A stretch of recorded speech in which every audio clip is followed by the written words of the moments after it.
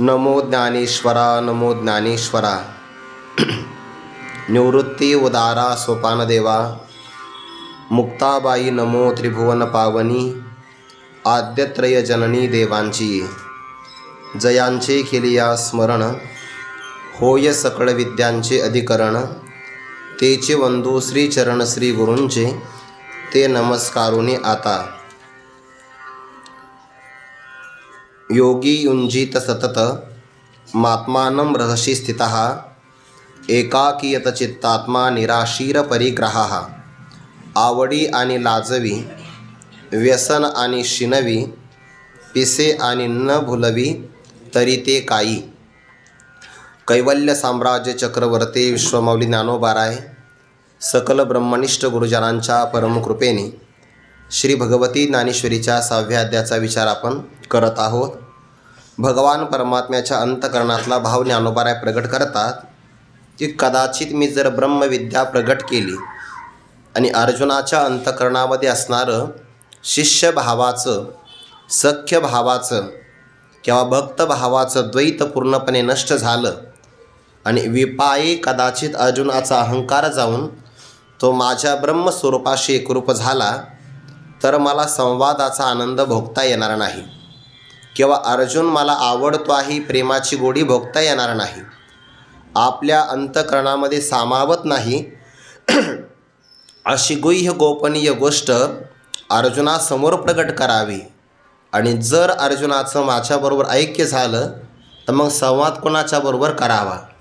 ज्याला पाहिल्याबरोबर दृष्टी शांत होते, ज्याच्यासमोर तोंड भरून बोलावं किंवा ज्याला कडकडून मिठी मारावी असा हा माझा भक्तराज अर्जुन आहे. आणि जर हा माझ्याशी एकरूपतेला प्राप्त झाला तर यापैकी मला कोणताही आनंद भोगता येणार नाही अशी काकुळतीचा भाव देवाच्या मनात आला. म्हणून देवाने एक हातवटी वापरली. तत्वमसी महावाक्याचाच उपदेश केला. ब्रह्मवेत्याचीच लक्षणंही प्रतिपादन केली. पण ती करत असताना अर्जुनाचं अर्जुनत्व मात्र देवाने कायम ठेवलं आणि अर्जुनाच्या प्रेमयुक्त मनाला स्वतःच्या मनाने आलिंगन दिलं. कदाचित तुम्हाला देवाची काकुळती आहे, देवाच्या अंतकरणातला हा संकोचित भाव आहे किंवा देवाच्या मनामध्ये अर्जुनाच्या विषयी असणारा जो काही पराकोटीचा भाव हे ऐकत असताना तुम्हाला अवघड वाटत असेल असं ज्ञानोबाराय म्हणतात. हे परिसता जरी कानडे पण जान पा पार्थ उघडे. श्रीकृष्ण सुखाचे चिरुपडे ओतले गा. भगवंताच्या सुखाचा मूर्तिमंत प्रगट झालेला आकार म्हणजे भक्तराज अर्जुन आहे. किती प्रेम आहे देवाचा अर्जुनावर? इतकं प्रेम आहे. कितकं प्रेम? जसं उतार वयामध्ये वयसेच्या शेवटच्या अवस्थेमध्ये एखाद्या मातेला ज्याला आयुष्यभर समाजाची प्रतारणा सहन करावी लागली, अपशब्द जिने कानावर ऐकलेले आहे, आणि अशा एखाद्या वात्सल्य संपन्न असणाऱ्या मातेला वयसेच्या शेवटी जर एखादं अपत्य प्राप्त झालं तर काय आनंद हे तिलाच फक्त कळू शकतो, बाकी कोणाला कळणार नाही. वयसेची या शेवटी हे असो वयसेची या शेवटी जैसे एकची विये वांझोटी. मग ते मोहाची त्रिपुटी नाचो लागे तैसे चाहले श्री अनंता. ज्ञानोबाराय म्हणतात जसंच त्या स्त्रीच्या बाबतीमध्ये आपला अपत्य, स्वतः ती स्त्री आणि त्यावर केलं जाणारा प्रेमाचा व्यवहार या त्रिपुटीचं सारखं नृत्य सुरू असतं, तसं म्हणे अनंताला झालं. असं मी म्हटलो नसतो. जर त्या देवाचा अर्जुनावर अत्यधिक प्रेमाचा भाव मला दिसला नसताना तर मी असं म्हटलो नसतो. जरी तयाचा न देखता अतिशय येथ तैसे झाले श्री अनंत ऐसे तरी मी न म्हणता असं मी म्हटलोच नसतो. पण का म्हटलो? देवाचं अत्यधिक प्रेम मला या ठिकाणी बघायला मिळालं. आणि खरंच आहे ना, अर्जुनावर किती प्रेम आहे देवाचं. ज्ञानोबाराय म्हणतात देखा नवलतया प्रभूचे जे अद्भुत प्रेम भक्ताचे सारथ्यपण पार्थाचे करीत असे. भगवंताने दुर्योधन आणि अर्जुन मदत मागण्याकरता गेले दोघांनी सांगितलं, प्रभू आमच्यामध्ये युद्ध ठरलेलं आहे. जगातल्या सगळ्या राजांची सैन्यांची विभागणी वाटणी झाली आहे.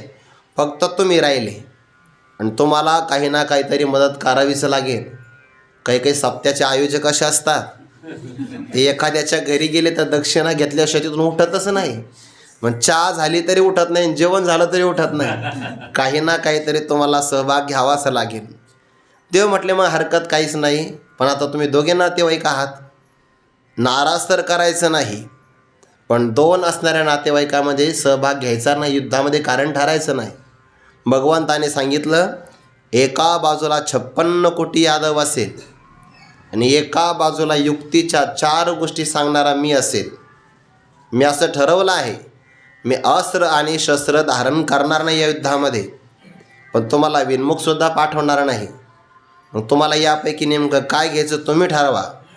पण अर्जुनाचं वय लहान आहे. लहान्या भावाला वाटणी करताना पहिला हक्क तेव्हापासून आहे, त्याने ते मागितलं पाहिजे. दुर्योधनाच्या मनामध्ये विचार आला, जर कदाचित अर्जुनाने 56 कोटी यादव मागितले तर हे यादव असे आहे, दैत्य दानव देव या कोणाला आटोपत नाही. आणि जर अर्जुनाच्या बाजूला 56 कोटी यादवांची सैन्य संख्या जर गेली तर बस आपलं फायनल झालाच. मग समजा आपण काही सामना जिंकत नाही असं त्याला वाटलं. बरं, अर्जुनाने 56 कोटी यादव घेतले तर आपल्याला देवाला घ्यावंच लागेल आपल्या पक्षामध्ये. बरं, घेऊन फायदा काय? ना काकड आरतीला हजर, ना पारायणाला हजर, हरिपाठात नाही, कीर्तनात नाही, पंक्तीला तर पहिल्यांदा हजर. कारण देवाने काय सांगितलं, मी शस्त्र धरणार नाही, कोणत्याही फार झालं तर 4 युक्तीच्या गोष्टी सांगेन. आणि देवाला घ्यावंच लागेल आपल्या पक्षात, घेऊन करता काय? दुर्योधनाच्या मनात हा भाव आला. आता नेमकं घडतं काय? पण अर्जुनाने विचारलं, देवा मला 56 कोटी यादवसुद्धा नको, फक्त तो या युद्ध कार्यामध्ये, युद्धभूमीमध्ये माझ्या रथाचं संचालन करावं, ते सारथ्य कर्म करावं. काय भाव असेल ते ऐकलं तर दुर्योधनाला फार चांगलं वाटलं. भगवान म्हणले, दुर्योधना तुला हे मान्य आहे का? तुला हो प्रभू. त्याच्या मनातच ते होतं, 56 कोटी यादव तर यादव. त्याने ते यादव घेतले. याला भक्ताची निवड म्हणतात. जो सगळ्या असणाऱ्या बाकीच्या लोकांना बाजूला सारून एक धरीला चित्ती, एकाची निवड करू शकतो, त्याला भक्त असं म्हणतात. पण ज्ञानोबा त्यावर सुंदर विवेचन करता, देखा नवल तया प्रभोचे, ज्याच्या संकल्पाने अनंत ब्रह्मांडातले सगळे कार्य होतात. सगळे कार्य आकाशी सर्वत्र वसावे, वायूने नाव भरी वगे नसावे, पावके दहावे वर्षावे जळे, पर्वती बैसका न सांडावी, समुद्री रेखा नोलंडावी, पृथ्वीया भूते वाहावी, हे आज्ञा माझी. म्या बोलविल्या वेद बोले, म्या चालविल्या सूर्य चाले, म्या हालविल्या प्राणो हाले, जो जगाते चाळिता, ऐसा जो समर्थ तो मी जगाचा नाथ. समर्थ असणारा परमात्मा जगाचा स्वामी नाथ आहे आणि तो या ठिकाणी अर्जुनाची आज्ञा पालन करतो. सगळ्यात मोठा समर्थ कोण? भक्त. त्याची आज्ञा, देवाची आज्ञा सगळ्या जगाने पाळावी आणि भक्ताची आज्ञा देवाने पाळावी. तुम्ही अच्युतात्मेनीच निर्धारी, म्हणून देव तुमचा आज्ञाधारी. तुम्ही म्हणाल त्या ते उद्धरी, एरवी हातीने धरी आणाते. परमात्मा एरवी कोणाला हाताला सुद्धा धरत नाही. पण जर नारदाने म्हटलं यांचा उद्धार करा, तर वाट पाडा कोळी कुजोरी असेल तर मग कोळीयाची कीर्ती वाढली गहन. केले रामायण रामाधी, बोलिला वाल्मिक, तैसेची तसंच करणारा मी. हा संतांचा अधिकार आहे. देवाने सारथ्य कर्म केलं. ऐका अर्जुन येतो के बोलिला, तव श्रीकृष्णे रथो पेलिला, दोही सैन्या माझी केला उभा तेने. भगवंताने तक्रार नाही केली, फक्त अर्जुनाने एवढंच म्हणलं, देवा सेनयोरुभयोर मध्ये रथम स्थापय मेच्युत, अच्युत मे रथम उभयोः सेनयोः मध्ये स्थापय. एवढाच माझा अन्वय चांगला पाठ आहे, तेवढंच नाही. हे अच्युत, हे अच्युता, उभयोः सेनयोः मध्ये दोन्ही सैन्यांच्या मध्ये भागी मे रथम स्थापय, माझा रथ स्थापन करा. सोपाईन पाठ करायला म्हणून सगळीच गीता तयार, असा अर्थ घेऊ नका त्याचा, एवढंच फक्त पाठ आहे. दोन्ही सैन्यांच्या मध्यभागी माझा रथ स्थापित करा. देवाने तक्रार नाही केली. ज्ञानोबाला म्हणतात, काय प्रेम असेल पायीक पाठीशी घाताला, आपण पुढा राहिला. या युद्धामध्ये भयंकर अस्त्रशस्त्राचा प्रभाव होणार आहे.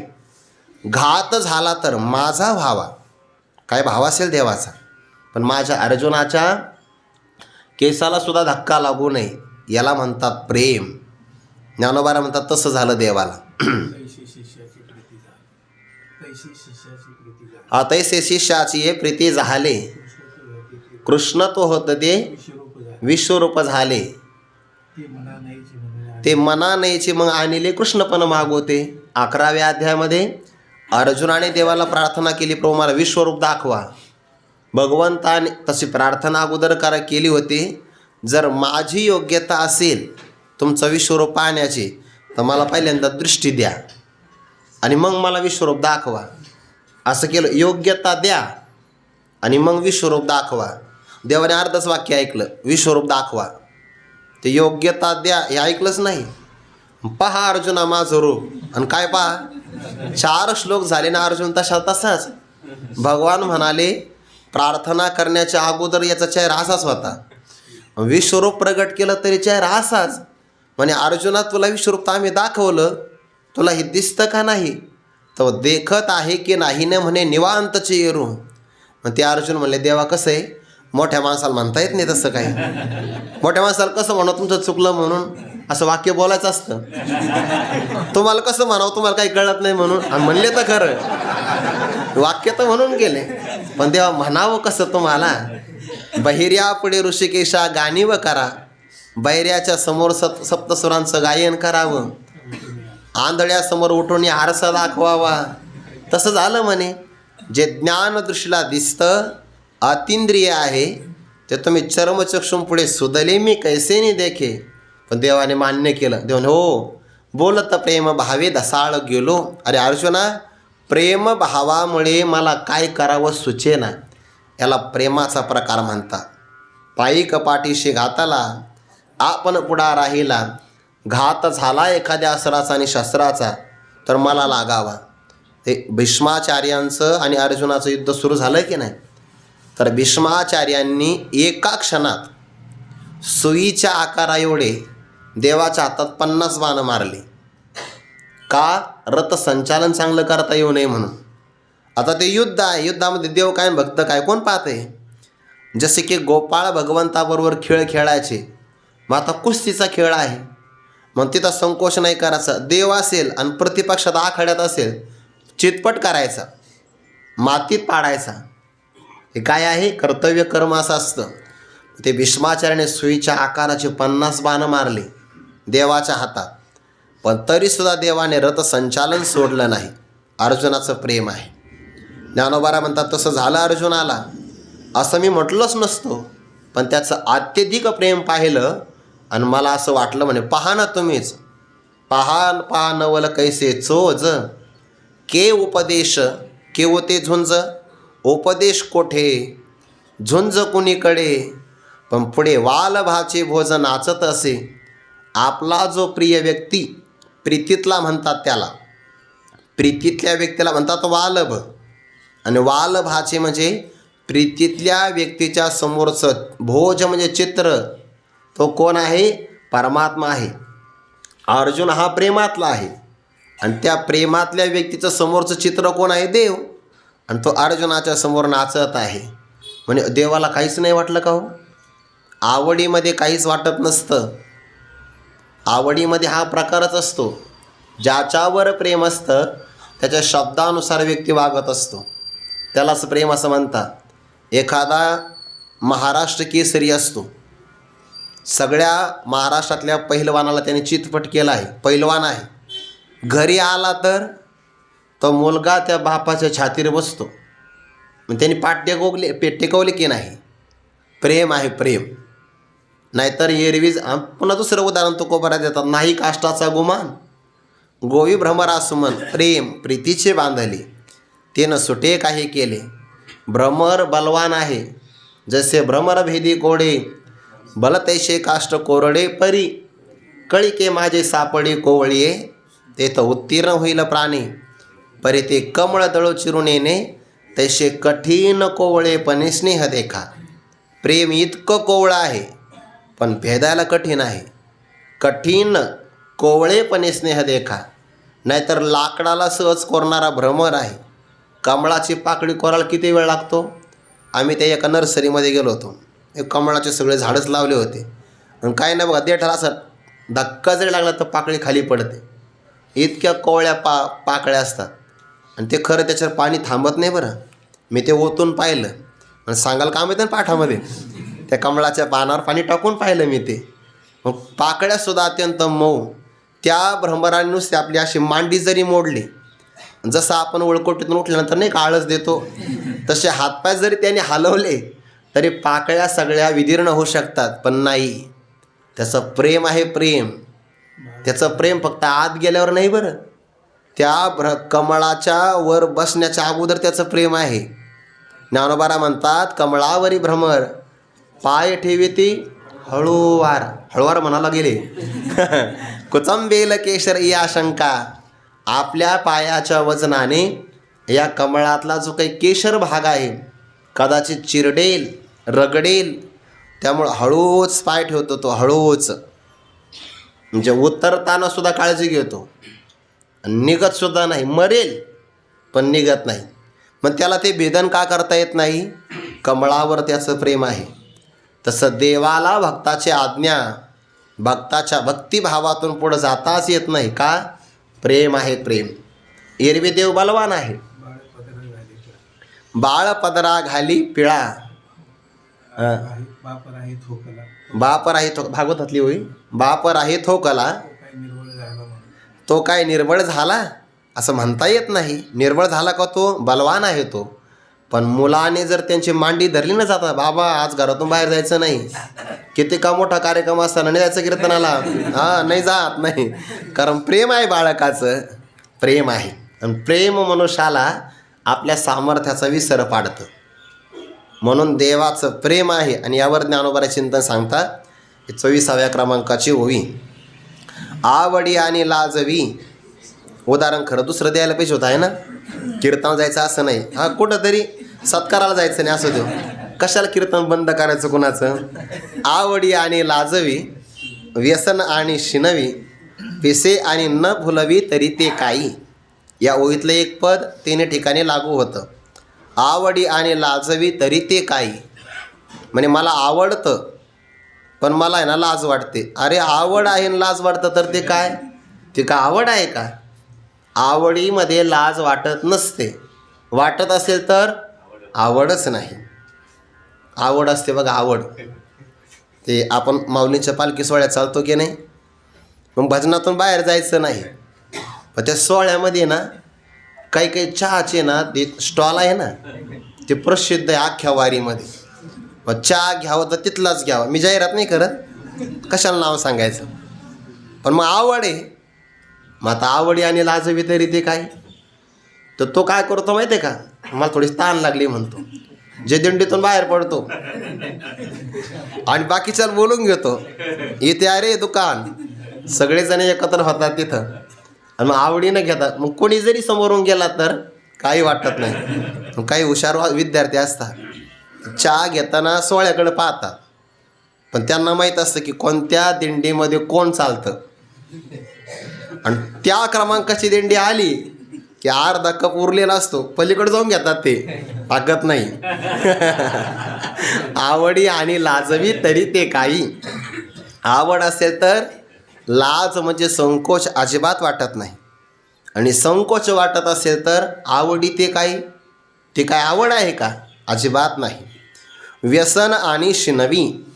व्यसन छंद आहे एखाद्या गोष्टीचा, आणि ते छंदात्मक कार्य करत असताना मला फार कष्ट झाले, मला शीन होतो आहे, शीन होतो. आणि छंद म्हणजे व्यसन आहे, तर ते व्यसनच काय? ते व्यसन होऊ शकत नाही. आणि सगळ्यात महत्त्वाचा आणखीन एक भाग, पिसे म्हणे वेड लागलं वेड. आणि वेड लागल्यानंतर न भुलवी ते वेड ज्याला लागलं त्याला भुरळ घालीत नाही पिसे ते काय, वेडच ते कसलं काय, असा या ओळीचा भाव आहे. जेथे मनुष्याची आवड असते ना, आवड म्हणजेच प्रेम, अत्यधिक स्नेहाचा भाव, त्याला आवड म्हणतात. गुरुवारी मारुती बाबा सांगत असतात बघा, इच्छा वेगळी, आवड वेगळी. जी पूर्ण होते त्याला इच्छा म्हणतात, जी कधीच पूर्ण होत नाही त्याला आवड म्हणतात. तुकोबारायांची काय आवड आहे? गुण गाईन ज्ञानोबारायांची माझे जीवीची आवडी, पंढरपुरा आवडे हे रूप गोजिरे सगुण. संतांची आवड दोन प्रकारची, एक संतांची संताविषयीची आवड आणि संताची देवाविषयीची आवड, ही आवड आहे. इच्छा पूर्ण होते. एक व्यक्ती प्रवास करतो उन्हाळ्याच्या दिवसामध्ये, ग्रीष्म ऋतू, प्रचंड ऊन तापलेलं, ज्येष्ठातलं ऊन, बराच प्रवास केला, अंगातून घामाच्या धारा वाहून गेल्या, तहान लागली, पाणी पाणी पाणी असं पाणी पाणी करू लागला. जवळ जाऊन पाहिलं, एका झाडाखाली डेरा ठेवलेला होता मातीचा, थंडगार पाणी पिला एक पेलाभर. त्या व्यक्तीने सांगितलं आणखीन पाणी घ्या, नको म्हणे आता ताण भागली. पाणी पाणी करत होता, तांब्यावर पाणी पिला तर एक गोट पाणी शिल्लक घेत नाही. थोडा कालावधी गेला, समोरचा व्यक्ती उदार होता, जेवणार का? हो जेवणार. सगळे आवडीचे पदार्थ पंचपक्वान वाढले त्याला, भरपूर जेवला. समोरचा व्यक्ती आग्रह करतो, आणखीन एक जामून घ्या ना. तोला नाही घेणार. अहो घ्या, 49 झाले, घ्या, एक 50 होऊन जातील. तोला नाही घेणार, कारण जर हा 50वा घेतला, एक घेतला, तर त्याला भेटण्यासाठी आत गेलेले 49 बाहेर येतील, म्हणजे वांती होऊ शकते. आता तहान भागली, एक गोट पाणी घेत नाही. भूक भागली तर एकही घास शिल्लक घेत नाही. आणि अशा व्यक्तीला आपण म्हणलं चहा घेणार का, तर असं बाबा सांगत असतात, अन्नाची आणि तहानीची इच्छा आहे, इच्छा पूर्ण होते. घासाला जागा नाही, पाण्याच्या गोठाला जागा नाही, चहा जागा आहे, आवड आहे. आवड, चहाची जाहिरात नाही बरं, दृष्टांत म्हणून घ्या. चहाची काय आहे? आवड. आवड, जी आवड असते ना ती कधीही पूर्ण होत नाही. देवाला सुद्धा आवड आहे. कोणती कोणती आवड?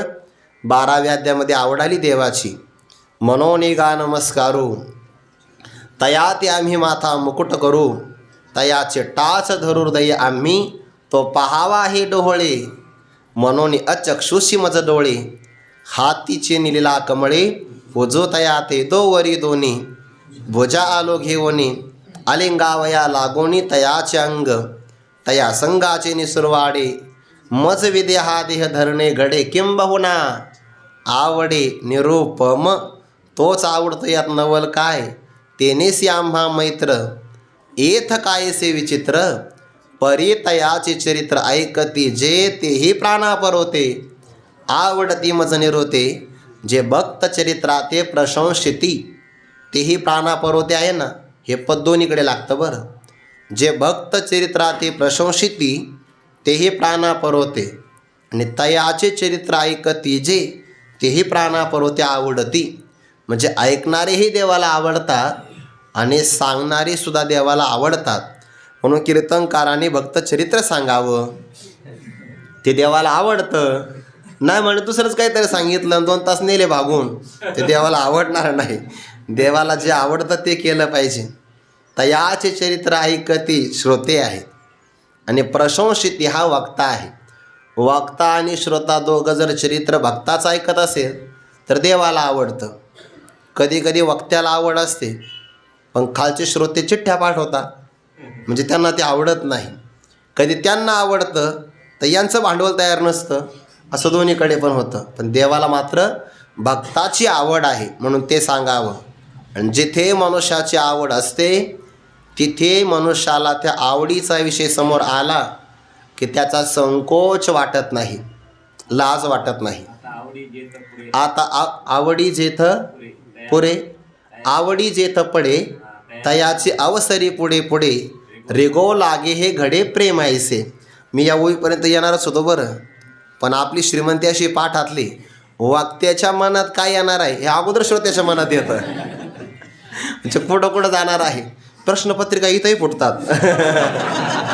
आता अवसरी जेथ आवडी जेथ पडे तयाचे अवसरी पुढे पुढे रेगो लागे हे घडे प्रेमायसे. प्रेमाचा प्रकार असा आहे, तो कितीही वाढत गेला. सामान्य एखादा विद्यार्थी ना जेवायला बसतो, उदाहरण आपण सांगितलं असं कधी, जेवायला बसल्यानंतर त्याला आवड, काही काही विद्यार्थ्याला आवड असते बघा. आता थोडं प्रमाण ते कमी झालं. जेव्हा मी नवीनच आळंदीत आलो होतो तेव्हा बापरे बाप एवढ्या पंक्तीचा सुकाळ नव्हता तेव्हा. आता आग्रह करूनही विद्यार्थी पंक्तीला येत नाही बघा, नाही येत ते, आग्रह करून सुद्धा येत नाही. गुरुवारी मारुती भाऊ एक उदाहरण सांगत असतात, उत्तरेकडे आहे ना, उत्तरेकडे आपल्याकडं नाही, ते फुलका असतो, छोटीशी चपाती असते की नाही, तर ते अशी नाही खात, ते तूप लावून खातात. तिकडचं कुत्रंसुद्धा तूप लावल्याशिवाय खात नाही. बरं नुसतं कुत्रं तूप लावून खात नाही, त्याच्या पाठीने हात फिरवावा लागतो. तेव्हा ते फुलका खातो तूप लावलेला. आपल्याकडं पहिल्या पण ती जागा मिळाली तरी भरपूर आहे. आता मात्र सुकाळ आहे. जुन्या काळात हे नसायचं. आता गावाकडून आलेला विद्यार्थी आणि आकारावर काही कळत नाही बरं. आहार माझ्याकडनं का बघू, आकारावर नाही कळत. आहार कोणाचा काय असं सांगता येत नाही. तर ते आहार प्राणशक्तीवर तो अवलंबून असं जठराग्नीवर. ज्याला आवड असते की नाही, तो व्यक्ती कितीही दूर राहत असेल आणि त्याला नुसतं कळालं की बा इथं पंगत आहे आणि आपल्या आवडीचा मेनू तिथं तयार होणार आहे, मधुकरी बंद, तो इकडे येतो. मला चांगलं आठवतं, मी नवीनच आलो होतो आळंदीमध्ये आणि 4थ्या वर्षाचा निरोप समारंभ होता. आता ते वर्ष मला कोणाचं तेवढं नाही आठवत, पण ते निरोप समारंभ जुन्या संस्थेमध्ये होता आणि ते मग बहुतेक उन्हाळ्यामध्ये काय आंब्याचा रस वगैरे असं काहीतरी केलं, मला चांगलं आठवतं. आता ते संस्थेतले या दरवाज्यातून जायचं खालून पलीकडे, ते आपल्याला काही कळालं नाही, पण मला चांगलं आठवतं. आता मी ज्यांच्यासोबत राहत होतो ना, ते आम्ही सगळे देवफाट्यावर राहत होतो. आवडी आणि लाजवी तरी ते काही इतक्या दूरवरून त्यांच्यासोबत आलो होतो. आणि ते काही संस्थेमध्ये पंगत भरपूरच होती तेव्हा, त्याची काय विद्यार्थी संख्याही कमीच होते ना. आता आळंदीचं वैभव वाढलं आहे, चांगली गोष्ट आहे. सगळ्या विद्यार्थ्यांना दिशा चांगली गेली पाहिजे, अभ्यासात रममाण झाले पाहिजे, संप्रदायाला नक्की सुकाळा प्राप्त होईल. आवडी आहे आवडी. ऐसा बोलत देव भुलला मोहे, अर्जुना ते आलिंगोने ठाये, मग बिहाला म्हणे नो हे आवडी हे.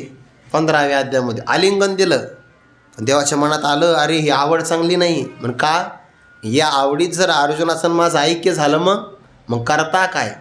मग त्या आवडीला परमात्मा घाबरला. जेवायला जर एखादा व्यक्ती बसला आणि त्याचा प्रिय पदार्थ जर असेल, तो खाता खाता त्याच्यासोबतचे सगळे कंटाळले. शेजारचे लोक इतके कंटाळले की त्यांचे हात सुकून गेले खरकटे. तरी हा म्हणला नाही नाही अजून तर काय, आता शिकता अर्धा भाग झाला म्हणजे. दुसरी पंगत बसली आणि समोरचे काही काय म्हणतात, महाराज सावकाश होते आम्ही बसतो. हा म्हणतो बसा काय हरकत नाही, काही फरक पडणार नाही. शेजारचे सगळे निघूनही जातात. दुसरी पंगत होते आणि त्यांच्यासोबत हा स्पर्धा करतो. त्यामुळे एखादा व्यक्ती म्हणला लाज नाही वाटत, आवडी आणि लाजवी तरी ते काय. 2 पंक्ती जरी झाल्या तरी काही नाही. जे आवडतं ना त्याची लाज किंवा संकोच वाटत नसतो. हे सामान्य व्यवहारातलं उदाहरण झालं.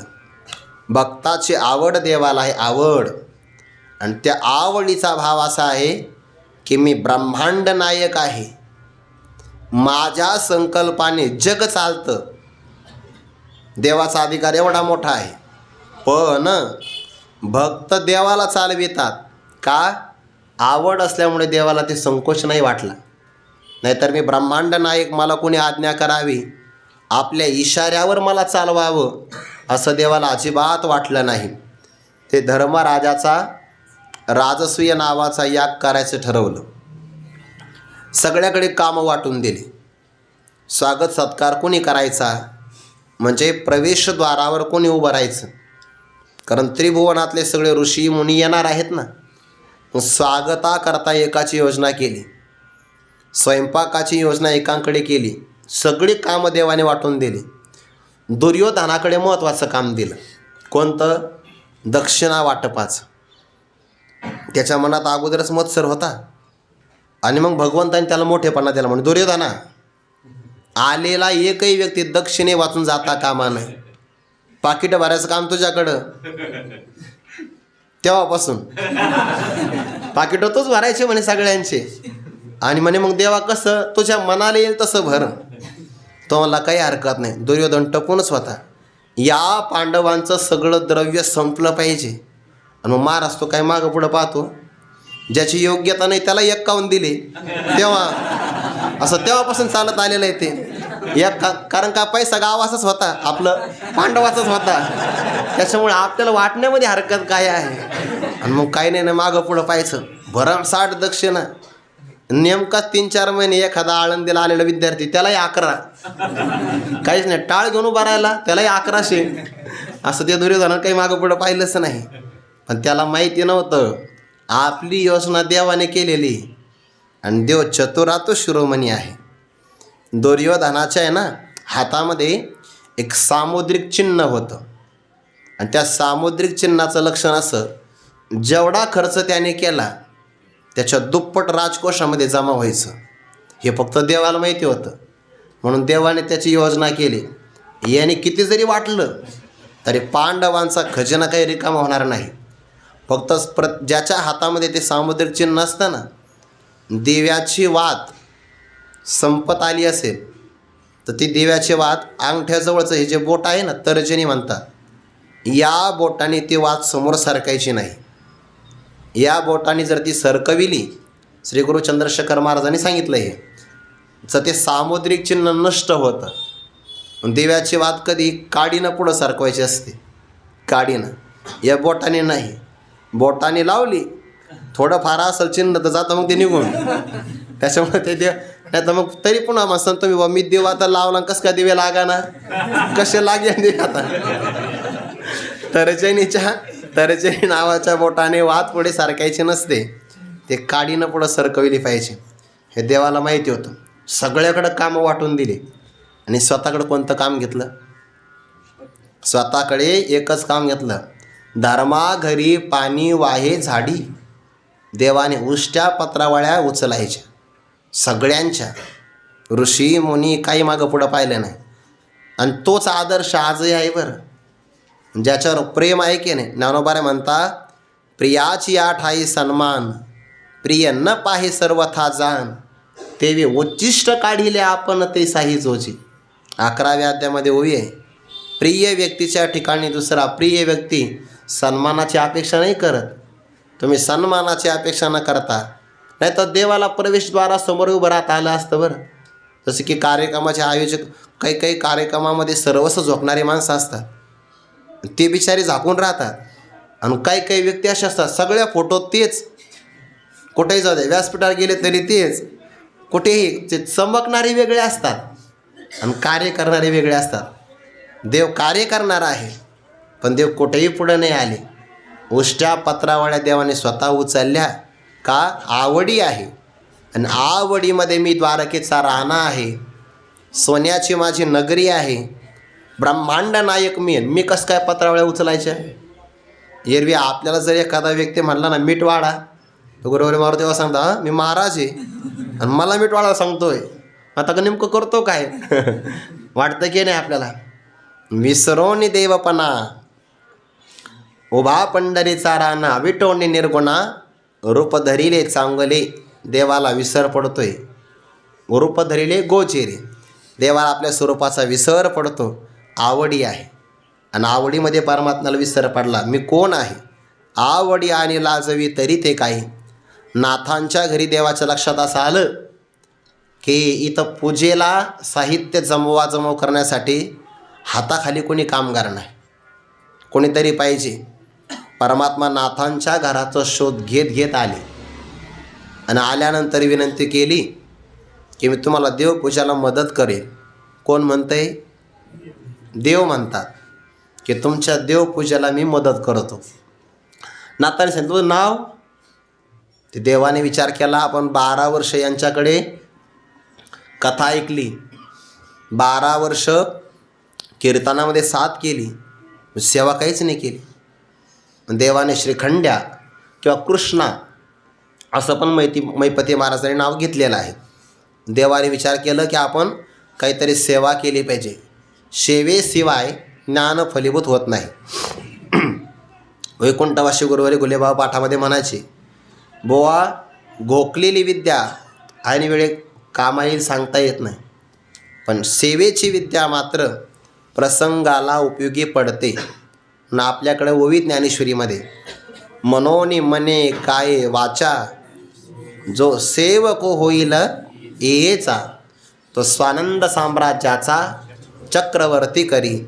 जे ज्ञानाचा कुरुठा ते तर सेवा हा दारवंटा. तो स्वाधीन करी सुबटा ओळगोनी.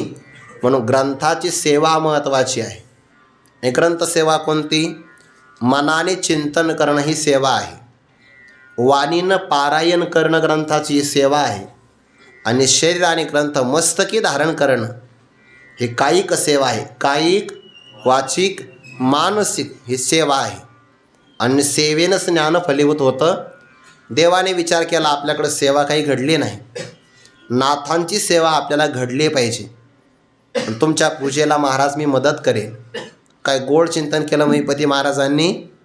जो भगवान परमात्मा भुजग शयनम असंच आहे ना, शांताकारम का भुजंग आहे, भुजंग आहे का भुजग, भुजग शयनम. जो कायम योग निद्रेमध्ये झोपलेला आहे त्या परमात्म्याने सकाळी 3 वाजता उठावं. म्हणजे झोपेचा परित्याग करावा का नाही? एरवी झोपलेला आहे हा, पण नाथांची सेवा करायची आवडी आहे. देवाने संकोच बाजूला सोडून दिला. प्रातः काळामध्ये उठावं. जो क्षीरसागरामध्ये विश्रांती करतो, ज्याला पाण्याची कमतरता नाही, त्याने गोदावरीवर जावं, पाणी घेऊन यावं. ज्याचे चरण कमल कमळाप्रमाणे मृदू आहे त्याने अनवाणी पायाने जावं. पायामध्ये खडे रुततात की काही काटेरी वस्तू टोचतात, काही विचार नाही. नाथांच्या विषयीची आवड आहे. सगळ्या घरकामात मदत करावी. नाथ महाराज जाग होण्याच्या अगोदर अंगण झाडावं, सडा संमार्जन करावं, पाणी आणावं रांजणामध्ये. आजही आपण नाथांच्या मंदिरात जर गेलो पैठणला तर 2 मंदिर आहे. एक नाथांचं समाधी मंदिर जे पैठणच्या बाहेरचं आहे गोदावरीच्या काठी, आणि दुसरं जे मंदिर आहे राहतावाडा त्याला पैठणच्या आतमधलं मंदिर म्हणतात. तिथे विजयी पांडुरंगाची मूर्ती आहे.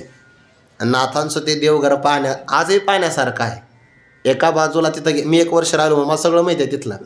तुम्हाला जायचं असेल तर मला घेऊन जा आणि तिकीटही काढा माझं, सगळं सांगेन मी. आजही तिथे रांजण आहे. रांजण किती खोल आहे सांगता येणार नाही. आजही परंपरा आहे. देवाची कावड आल्याशिवाय तो रांजण भरत नाही बघा. कावडीने पाणी ज्या घरी चक्र पाणी वाहे, अनन्य भक्ती भावे निळा वंदी त्याचे पाय. देवाने कावडीनं पाणी वाहावं. आता नाथांचा तो वाडा किती मोठा असेल, किती भाविक श्रवणाला येत असतील, पाण्याची कमतरता, सगळे लोक जेवायचे, सगळ्यांचा स्वयंपाक तयार करायचा, प्रचंड प्रमाणात पाणी लागायचं. सगळं देवाने ते पाणी, आता देवाने नुसती विनंती केली असते ना, विनंती वर्षावे जळे मेघाची आज्ञा जर झाली असती देवाची तर पाण्याला काय कमतरता आहे? जिथे नाही तिथं पाणी परमात्मा प्रगट करू शकतो. नामदेवरायाने विनंती केली, तव गडगडीत कोप उदके उचम कल्पांती खवळला सिंधू जायचा. मारवाड प्रांतामध्ये प्रार्थना केल्याबरोबर ज्याच्यात पाणी नाही तर गडगडीत कूप उदके भरला, कल्पांती खवळला सिंधू जायचा. प्रार्थना केली तर एवढं समुद्र एवढं पाणी प्रगट झालं. देवाला ते करता आलं असतं, पण नाही. सेवा करायची ना नाथांची, मग ती शरीरानेच केली पाहिजे. आता देवाला पाईपलाईन लावता आली असते तिथं काय अडचण आहे देवाला? सहज अखंड पाण्याची धारा प्रवाहित झाली असती, पण नाही, सेवा करायची. म्हणून उल्लेख केला आहे ना निळोबाराने, कावडीने पाणी. पुन्हा आणि कावडीमध्ये 2 असतात, पुढं वजनदार ते असतात, आणि त्याचाही बॅलन्स सांभाळता आला पाहिजे. नाही तर कावडी उचलत नाही बरं, नाहीतर मग पुढे नाही तर मागं होतं त्या मध्य भागामध्ये. आणि जर तुम्ही पाहिलं असेल, मी पाहिलं ते गावाकडे, तर ते समोरचा आणि मागचा हंडा हलू द्यावा लागत नाही, इतके हळूवार पावलं टाकावं लागतात. नाहीतर पुढचा आणि मागचा एकत्र हल्ला की मधला दाबलाच. मधला मनुष्य काही होऊ शकतो. इतकं त्याच्यामध्ये सूक्ष्म निरीक्षण असतं. आणि देवाने ते व्हावं. त्रास नाही झाला देवाला? पायाला खडे नसे टोचले? वजनदार आहे, खांद्यालाही त्रास झाला असेल की नाही? कमरेलाच का काही ना काहीतरी बसला असेल, पण तक्रार नाही देवाची. आवडी आणि लाजवी तरी ते काय. नाथांच्या घरी यावं, स्नान झालं की कपडे धुवून टाकावे, नाथांचे सुकवायला टाकावे. पुन्हा देवाच्या पूजेसाठी सहानेवर चंदन घासून द्यावं. तर ताकद लागते प्रचंड. लावणं सोपं आहे चंदन दुसऱ्याला पण ते स्वतः चंदन घासणं कठीण आहे. आपण ओटी पूजा करतो तेव्हा लक्षात येतं बघा, ते फार कष्टाने घासावं लागतं. ते चंदन सहानेवर घासता घासता देवाच्या कपडाला घाम यायचा. आणि मग ते नाथांनी पाहावं, जवळ यावं आणि आपल्या स्वतःच्या उपरण्याने देवाच्या कपाळावरचा घाम पुसून काढावा. आणि ते चंदनाची जी काही ओटी आहे स्वतः नाथांनी देवाच्या कपाळाला लावावी. देवाला स्वतः इथे लावता आली असते बरं का, पण नाही. अगोदर चंदन शीतल, त्यातही नाथ महाराजांचा हात आणखीन शीतल. त्या चंदनच आपल्याला शांत करू शकतं, म्हणून ही अपेक्षा आहे. नाहीतर स्वतः चंदन घासता घासता देवाला आपल्या कपडावर उटी लावता आली असते. स्वयंपाक करणारी माणसं नाही का, चालता चालता चव करून पाहतात, तसं चंदन घेता आलं असतं. पण नाही, ते नाथांच्या हातून आलं पाहिजे. ही आवड आहे, आवड. म्हणून देवाला संकोच नाही वाटला सेवा करत असताना. सगळ्या जवळचं उदाहरण. बरं ठीक आहे, पुरुषाची कामं करणं काही अडचण नाही, पुरुषाची काम देव करू शकतो. पण जी कामं स्त्रियांच्या वाट्याला आलेली आहे ती काम देवाने करावी का? नाम याची जनी सवेवेची शेनी. कबीर महाराजाने कीर्ती ऐकली. नामदेवरायांनी विनंती केली की आमच्या पंढरपूरला एकदा या. येऊ म्हणे. आले पंढरपूरला. नामदेवरायांची सेवा करणाऱ्या दाशी जनी, नाम याची जनी सवेवेची शेनी. आता घरामध्ये त्या गौऱ्या गोळा कराव्या लागतात, कुटुंब मोठं आहे. मग गावाच्या बाहेर पूर्वीच्या काळामध्ये गायरान असायचं. गायीसाठी प्रत्येक गावात राखीव रान, त्याला म्हणतात गायरान. आता त्याच्यावर अतिक्रमणं झालेत. ते काही पुढाऱ्यांनी केले, बाकीच्या लोकांनी केले.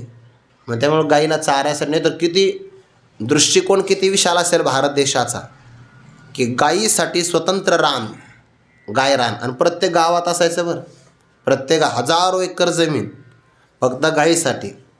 आणि मुक्त संचार गोठा असतो मग एक प्रकारे. मग शेण पडलं की त्याची गौरी तयार होणार, ते गौऱ्या वेचायच्या. मग आता एक गौऱ्या वेचाव्या, गोळा कराव्या, काम कोणाचं आहे?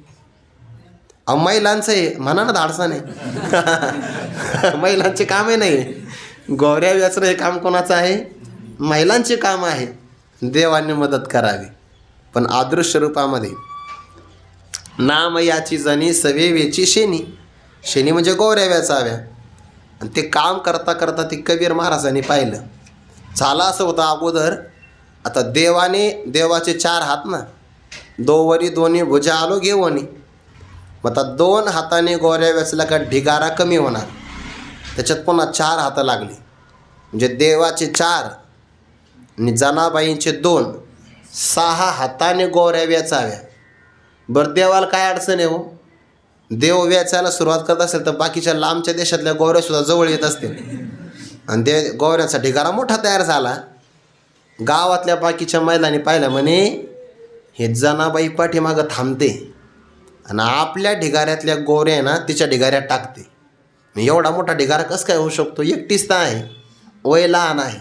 आता त्या महिला कशावरून भांडतील सांगता येत नाही. त्या गाईच्या शेणापासून तयार झालेल्या गौऱ्या नशीब पाठात भांडत नाही. जागेवरून ही माझी जागा आहे, ही माझी जागा, हे जागा आपली नाही, धर्मशाळा आहे असू द्या, भांडत नाही. भांडावं अशी माझी इच्छाही नाही. आता काल झालं बा पाठामध्ये, आज दाखव अनुभवी आले अंगात ते याच्या असं काय. कशावरून भांडतील महिला काही सांगता येत नाही. वारीमध्ये तर लय भांडणं होतात. म्हणून तर दिंडी चालक वैतागतात ना. दिंडी चालक का दिंड्या बंद करतात? त्याच कारणच ते. भांडणं मिटवता येत नाही. बाकीच्या महिला भांडायच्या का, अगं म्हणे आम्ही पण गोवऱ्याच वेचतो आणि तोही गोवऱ्याच वेचते आहे, पण आम्ही पुढं गेलं की तो मागं आमच्या गोवऱ्या चोरते. नाही असं नाही. जनाबाई सांगितलं नाही, या गोवऱ्या माझ्याच आहे, मीच वेचलेले आहे. म्हण कसं काय. आणि तेवढ्यात ते कबीर महाराज आले तिथं. आता शहाण्या माणसाने महिलाच्या भांडणात पडूच नाही. जर पडला एखादा शहाणा मनुष्य तर ज्या दोन महिला भांडतात ना ते एकमेकीला सोडून देतात. जो सोडवायला आला त्याच्या कुळाचा उद्धार. पडले ते दोघं. पण म्हणे कबीर महाराज आमचे भांडणं सोडवा. या गोवऱ्या एकट्या जनाबाईच्या नाही. जनाबाईने सांगितले या सगळ्या गोवऱ्या एकट्या माझ्याच्या आहे. पुरावा काय, लक्षण काय. जनाबाईंचा विश्वास. जनाबाईंनी सांगितलं ऐका म्हणे, ज्या गोवऱ्या तुम्ही कानाला लावल्यानंतर विठ्ठल विठ्ठल असा आवाज येईल ती गोवरी माझी आहे. काय विश्वास असेल. मग कबीर महाराजांनी कानाला लावायची विठ्ठल जनाबाईंची. बाकीच्या गोवऱ्यातून आवाजच नाही. हे एवढासाठी गारा. पण ते आता असं झालं नेमकं, एक दोन गौऱ्यांचा स्पर्श त्या गोवऱ्यांना झाला. त्या म्हणाल्या असा काही आमचा उद्धार होणार नाही. जनाबाईंची जी गोरी विठ्ठल विठ्ठल म्हणते त्या गोवऱ्याच्या सानिध्यामुळे बाकीच्या गोवऱ्या विठ्ठल विठ्ठल म्हणू लागल्या, सगळ्या जनाबाईंच्या. आता देवाने महिलांची असणारी जी कामं आहे, शेणाची गोवरी वेचण्याचं ती पण केलं. उष्ट काढावं याची देवाला लाज वाटली नाही. सारथ्य कर्म करावं याची लाज वाटली नाही. सडा संमार्जन करावं नाथांच्या घरी लाज वाटली नाही. आणि जनाबाईंच्या सोबत गोवऱ्या वेचाव्या याची देवाला लाज वाटली नाही. का, आवडी आणि लाजवी तरी ते काय. जे ते आवड असते ते म्हणे मला लाज वाटते, शक्यच नाही. खरी ती आवडच नाही. आपण काल विचार केला, काही माणसं म्हणतात मला आहे ना कीर्तन ऐकायला आवडतं, बरं मला लयच आवड आहे, मला लाज वाटते. म्हणून का, लोक काय म्हणतील. मग आता लोकांना काय म्हणलं पाहिजे तुला. जर कीर्तनाला येत असताना लोक काय म्हणतील म्हणून कीर्तनाला येत नसेल, नाही म्हण मला खूप लाज वाटते, मला पण टाळ वाजावं असं वाटतं, टाळ कीर्तनामध्ये टाळ घेऊन उभं राहावं असं वाटतं, मला लय लाज वाटते. म्हणजे पारमार्थिक कामं करायला लाज वाटते. हरिपाठात उभं राहायला लाज, कीर्तनात उभं राहायला लाज. आणि मित्राचं लग्न असेल तर पॅन्ट फाटेपर्यंत नाचतो रस्त्यावर, लाज वाटत नाही. लाज रस्त्यावर वाटते का काही. सोडून दिले त्याने, काय नाही बा, सगळ्या कुळाचा उद्धार होऊन जातो. कसले तरी पेय पदार्थ पेतो काय, परत परत गाणे लावा म्हणतो ते, परत लावा वन्स मोर. तिथे नाही लाज वाटत. आणि हरिपाठामध्ये कीर्तनामध्ये टाळ गेल्या लाज वाटते. आवडी आणि लाजवी तरी ते काही. खरी आवड असेल तर अजिबात लाज वाटत नाही. ते लोकमान्यतेचा जो विचार करतो ना त्याला लाज वाटत असते. ज्याच्या मनात लोकमान्यता निघून गेली आहे त्याला लोकवासना म्हणतात. ज्याच्या मनातून लोकवासना निघून गेली त्याला नाही लाज वाटत. तुम्हाला आणखीन उदाहरण देतो. लहान मुलं असतात बघा, आपण लहान मुलांचा हरिपाठ पाठ असेल, श्लोक पाठ असेल, त्यांना म्हणा मन मोकळ्या मनाने म्हणतं ते.